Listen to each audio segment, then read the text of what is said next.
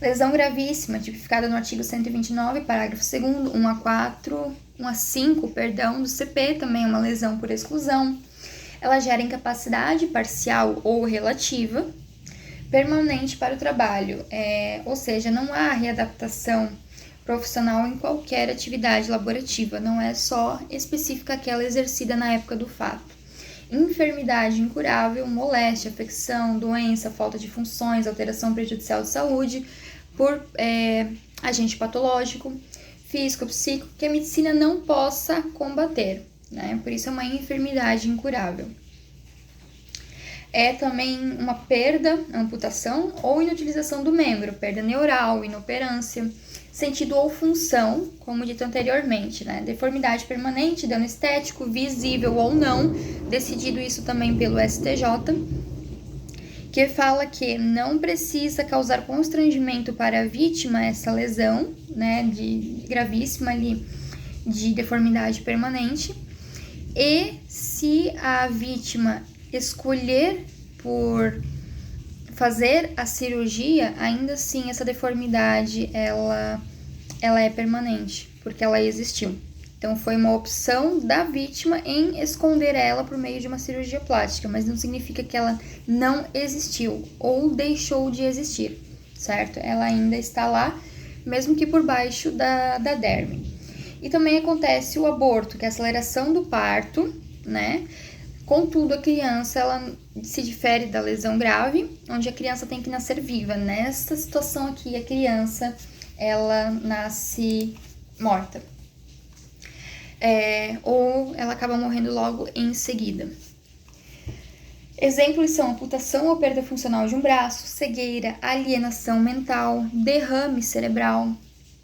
E por último, temos a lesão seguida de morte, que é o artigo 129, parágrafo 3º. Ou seja, a ocorrência de uma lesão dolosa que agravada ou não tratada resulta em morte culposa, que é ali um crime prétero-doloso, né? O dolo eventual. Ou seja, ele age com culpa e resulta no dolo. Minto, professor, desculpa. Ele age com dolo, mas o resultado vem com uma culpa. Que é quando, por exemplo, numa praia, eu estou discutindo com uma pessoa e eu, com dolo, empurro ela na intenção de causar uma lesão simples, leve, porém quando ela cai, no espaço em que ela cai, ela acaba batendo com a cabeça numa pedra que estava escondida sob a areia. Então, a minha conduta, ela iniciou como sendo dolosa, numa lesão leve, o que acabou resultando numa lesão corporal seguida de morte, a pessoa veio a óbito, só que daí por culpa, né? Eu não sabia da existência daquela pedra, então o dolo em empurrar, a culpa em a lesão ser seguida de morte. Então não tem a intenção de matar, né? A pessoa ela acaba agindo com culpa, só que assume-se o risco. Então, ali o exemplo eu já forneci, que seria ali a pedra escondida na areia. Questão 9. De acordo com a figura abaixo, descreva como se forma a zona de chama, também conhecida por zona de chamuscamento.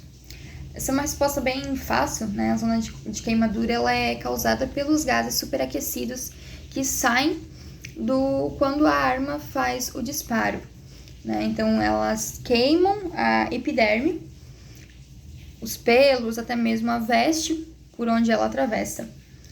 E esse tipo de... Tô olhando aqui a imagem. Esse tipo de lesão, ela só é causada quando a arma tá próximo, não encostada, né?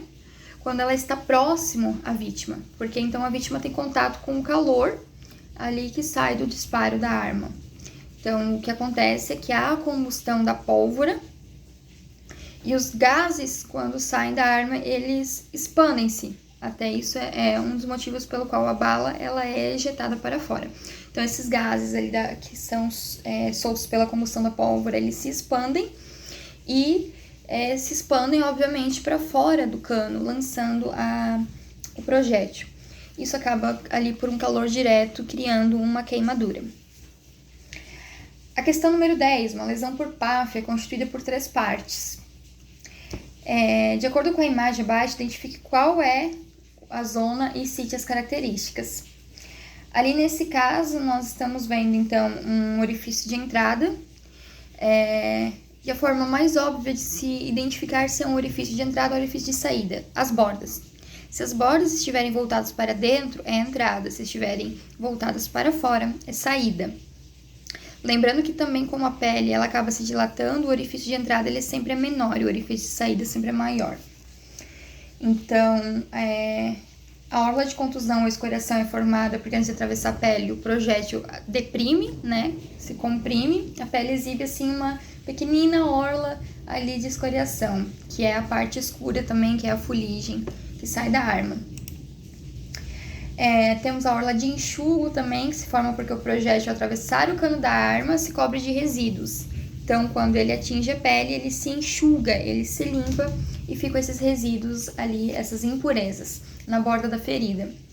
Temos a areola equimótica, que ela se forma com base na ruptura dos vasos sanguíneos ao redor da lesão. São microvasos, porque atinge a derme. Temos a zona de tatuagem, né, que decorre do fragmento da pólvora que não combusta e não é removível. Temos a zona de esfumaçamento também, ou também chamada de tatuagem falsa, que é só ali o depósito da pólvora. E essa pode ser removida com água, diferente da zona de tatuagem verdadeira. Tem a zona de chamuscamento ou queimadura também, que é causada pela supercombustão dos gases, né? Que queimam ali a epiderme, os pelos, as vestes, e isso acontece quando os tiros são muito próximos. Então, como eu disse também anteriormente, é fácil percepção que é um orifício de entrada por causa das bordas voltadas para dentro. O fundo ele fica cego, né? A bala, então, ela significa que ela pode estar no corpo ainda, que ela permanece no corpo. Causada por um revólver, uma pistola, são armas de baixa velocidade. Pela região, acredito que descarta-se suicídio e não é possível calcular a direção do disparo. Agora, entrando no segundo relatório que eu fiz ali corrente aqui, que fala sobre embriaguez. Então, a questão 11. Com relação ao assunto, explique o que acontece, infração, penalidade e medida em caso do motorista ser abordado dirigindo sob influência de álcool. Então, essa daqui, na verdade, a resposta está lá no CTB, nos artigos 165 e 306, que falam quase a mesma coisa. Mas o que acontece? No artigo 165, ela é classificada como infração e tem multa ou medida administrativa, porque é dirigir sob a influência de álcool ou de qualquer outra substância psicoativa que determine dependência.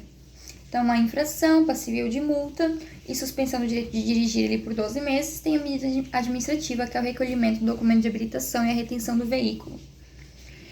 E ainda tem o parágrafo único, que é a aplicação do dobro de multa. Já o artigo 306 do CTB é conduzir veículo automotor com capacidade psicomotora alterada em razão da influência de álcool ou de outra substância.